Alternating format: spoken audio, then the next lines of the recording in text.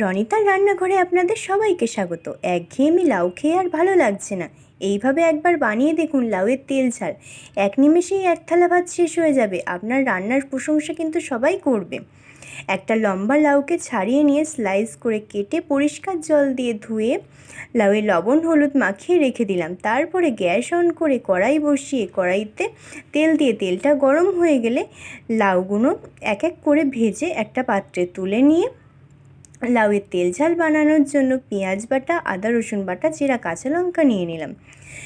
লাউ ভেজে সেই তেলের মধ্যেই কালো জিরে ফোড়নে দিয়ে পেঁয়াজ বাটাটা দিয়ে একটু লালচে করে ভেজে নিয়ে দিয়ে দিলাম আদা রসুন বাটা দিয়ে নেড়ে চেড়ে দিয়ে দিলাম স্বাদ মতন লবণ, হলুদ গুঁড়ো, জিরের গুঁড়ো, লঙ্কার গুঁড়ো। সেগুলো দিয়ে ভালো করে কষিয়ে নিয়ে তেল ছেড়ে গেলে দিয়ে দিলাম ভেজে রাখা লাউগুলো দিয়ে আবারও কিছুটা কষিয়ে নিয়ে জল ঢেলে দিয়ে ফুটে গেলে দিয়ে দিলাম চেরা কাঁচা লঙ্কা।